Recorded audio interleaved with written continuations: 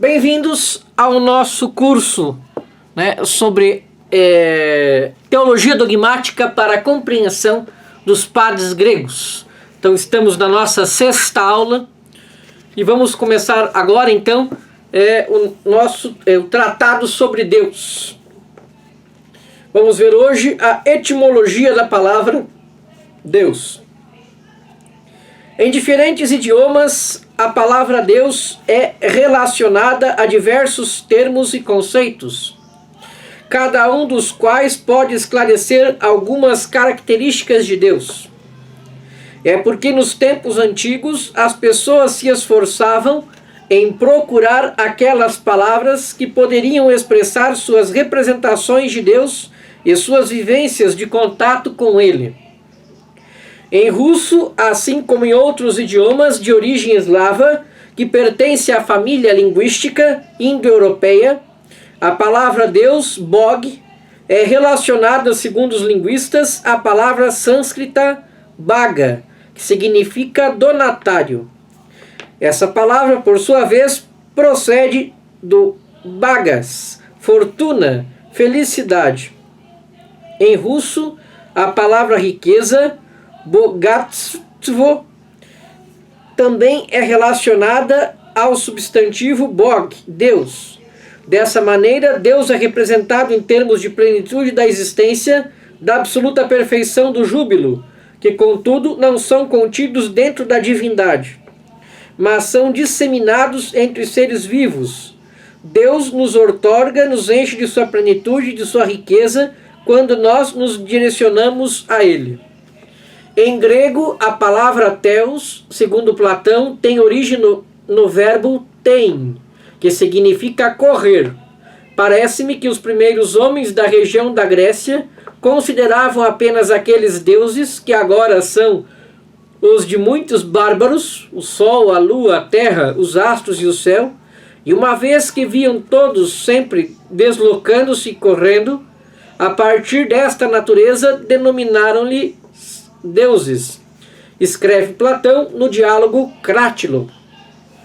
Em outras palavras, os antigos viam no movimento circular e no curso intencional da natureza uma prova da existência de uma força superior dotada de inteligência que eles, não sendo capazes de identificar, enquanto Deus único, representavam como uma variedade de forças divinas. Entretanto, São Gregório Nazianzeno oferece uma outra interpretação dessa etimologia. Ele acredita que a palavra theos vem do verbo etein, que significa acender, queimar, arder, porque o Senhor teu Deus é um fogo que consome, um Deus zeloso, diz a Bíblia. Essas palavras serão repetidas pelo apóstolo Paulo para enfatizar a capacidade de Deus de exterminar e de consumir todo o mal.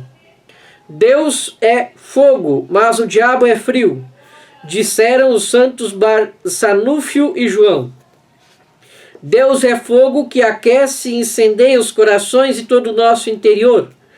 Assim, se sentirmos um frio nos nossos corações, que é do demônio, clamaremos pelo Senhor.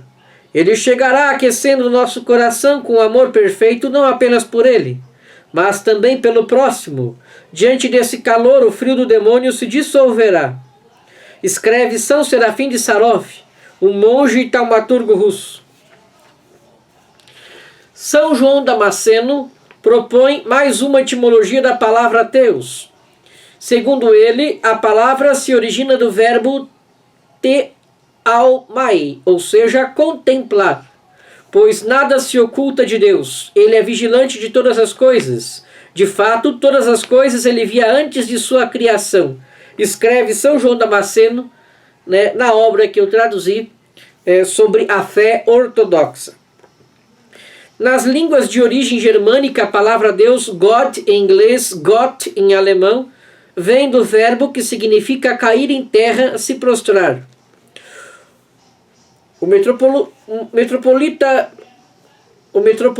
russo Antônio Blum diz o seguinte a esse propósito: as pessoas que nos tempos remotos queriam falar algo sobre Deus não tentaram descrevê-lo, retratá-lo, definir a sua essência, mas queriam apenas indicar o que acontece com a pessoa que inesperadamente encontra Deus, que de repente é iluminada pela graça divina, pela luz divina.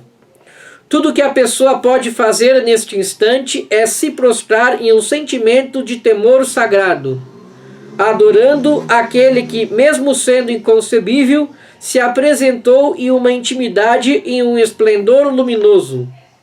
O apóstolo Paulo, que foi iluminado pelo Senhor no caminho a Damasco, abalado por essa luz, bruscamente caiu em terra, tremendo e atônito. O nome com o qual Deus se manifestou aos antigos hebreus, Yahvé, significa ente, aquele que existe, e vem do verbo Yah, isto é, ser, existir, ou então de sua forma em primeira pessoa, Ei, eu sou. Contudo, esse verbo possui um sentido dinâmico, designa não apenas o fato de existir, mas, sobretudo, uma existência sempre presente, sempre atual e viva, uma presença efetiva. Quando Deus diz a Moisés, eu sou o que sou, isso significa eu vivo, eu estou aqui, eu estou com você. Além disso, esse nome enfatiza a superioridade da existência divina sobre a existência de todos os seres vivos. É uma existência autônoma, primária, e a plenitude de ser que está além da existência. Diz Dionísio Pseudo-Areopagita no tratado sobre os nomes divinos: aquele que é em poder e supra-essencialmente a causa substancial de toda existência.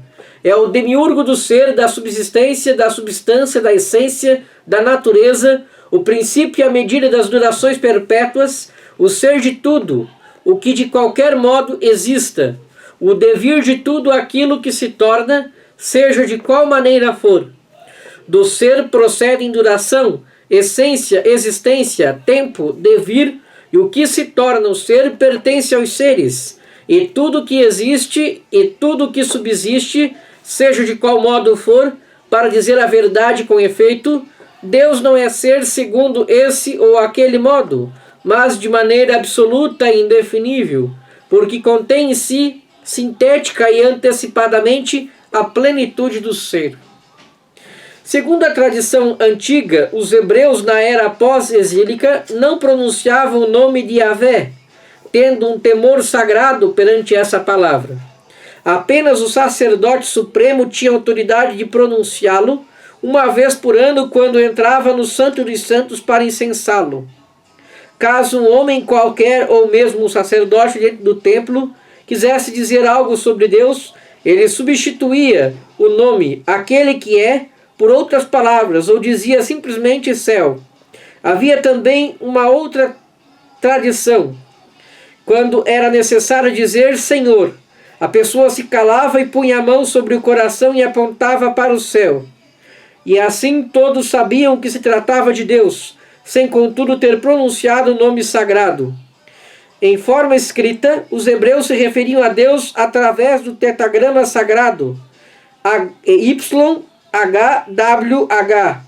Eles se davam conta de que não existia um idioma humano. Eles se davam conta de que não existia em idioma humano uma palavra, um nome ou um termo que poderia designar a essência de Deus. Diz São Gregório de Nazianzeno: o ser divino não possui nome. Isso é demonstrado não apenas pela nossa razão, mas também pelas palavras dos mais sábios e mais antigos entre os hebreus.